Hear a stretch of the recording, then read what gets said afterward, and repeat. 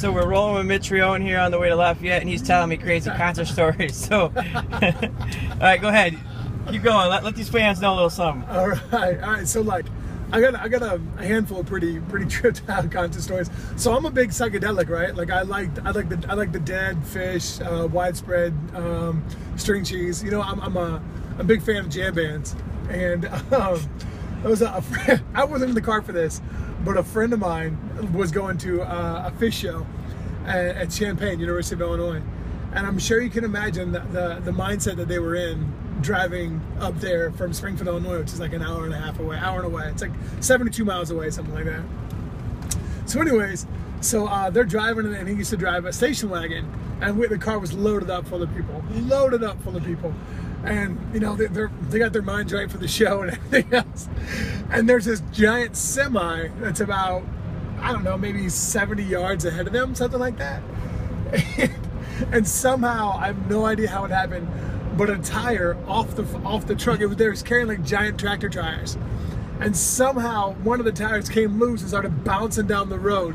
So if you can imagine being in that mindset for this thing, and all of a sudden, like, you're seeing this giant tire hit his car, rolled over the top, right? They're like, dude, did that just happen? Yo, dude, like, come on, guy. So totally, like, completely threw them off, right?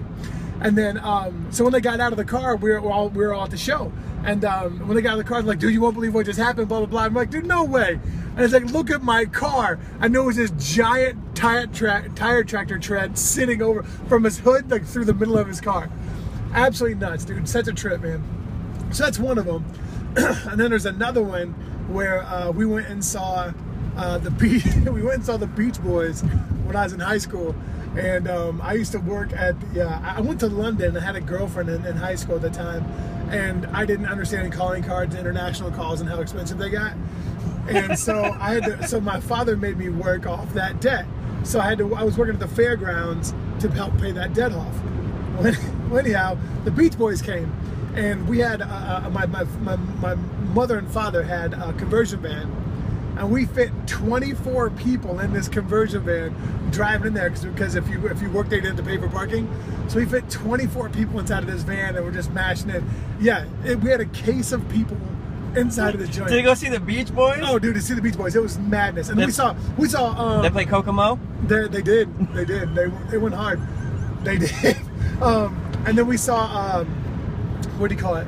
We saw Stone Temple Pilots there too, way before Scott Weiland was a complete degenerate. Well, he might have been, but he was so functional degenerate. And then that's important. Yeah, that's the big part, because everybody's a degenerate in their own way, right? Right. And then there was another one. I was going to tell you another show that I went to.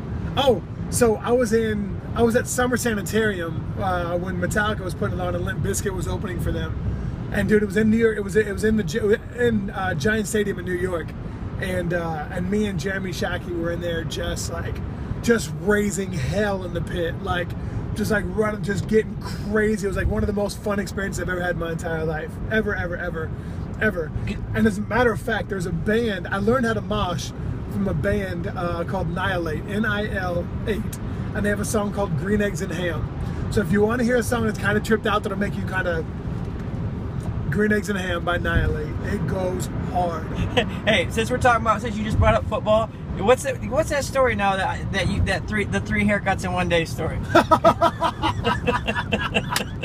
Come on, man. How'd you know about that story? Told when I was up for Fight Magazine. Remember Tina told me, and you gave her that look, dude. You're like, you said, come on, tell it, man. Come on. All right. So have you ever seen the picture that's on the interwebs of me in my San Francisco 49er jersey? You ever seen that? Yeah. All right, with awesome, glorious hair. Right. All right. So Tina came to visit, and I was like, I was like letting my long golden curly locks flow, and she was like, "Dude, your hair looks like hell. Like, you need to do something with your hair." And I was like, "All right, fine, whatever, man." I was like, "I'll go get it cut." And like the dude who cut it, like literally just took a pair of scissors and cut straight across. It was like a bob haircut. It was so bad, and I was devastated because I loved my long hair. I had no idea that I looked as sexy as I did, but I definitely had a bob haircut. And like I said, I was really upset by it. And so what we did was, once I got done, I was devastated. So then Tina was like, "Look, not a big deal. We'll go to the same place and we'll have them cut it and fix it, right? And I was like, all right, cool, all right, just handle it. You're a girl. I don't know how to do my hair like a dude, so just handle it. She's like, okay. So she told them what she wanted, right?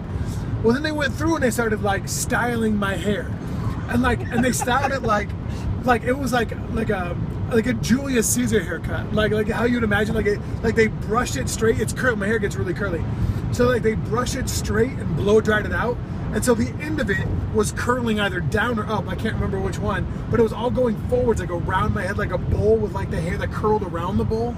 It was such a bad haircut. I was devastated, and all she could do was just laugh and laugh. Was like, and like it was. She laughed for probably 20 minutes, so much so, and my self-esteem was so in the gutter. I went to like, and that was like 2 stops at like Supercuts or something like that, you know. So it's like, and she's like, that's what you get for going to a cheap place and getting your hair cut by people that don't know what they're doing. And so then I went to like a $70 person to like, hey, just give me a fade, man. Just give me a fade. And I'll tell you what, that's actually not the worst story I've got about getting a haircut. That was my long golden locks. There was a time I was in Vegas, this is like 2 years ago, and there was an expo. There was a UFC expo that day. And I wanted to know, I stopped in Supercuts. I don't know why I did it. I stopped in Supercuts and I was like, hey man, just give me a fade. I was like, my hair's a little bit longer. Well, obviously it was a lot shorter than this. I was like, it's a little bit long. I was like, just give me a fade, man. The person who cut my hair was very memorable, and I'll tell you why after we turn this off. But I was like, oh, I was like, oh, for sure, he'll be really slick at cutting hair. Like this dude knows how to cut a fade for sure, no doubt about it. Like aesthetically, like no matter how this dude is dressed, like this dude's got to figure it out. He knows how to do this. So I'm like, hey man, can I get a fade? Yeah, sure.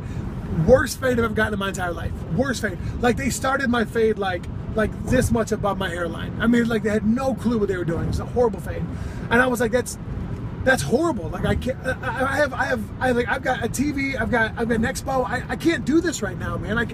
You can't screw this haircut up. You just fix it. And they're like, what are you talking about? That's a great fade. And I was like, absolutely not. The fact that you defend this fade, I don't even know how to handle this right now.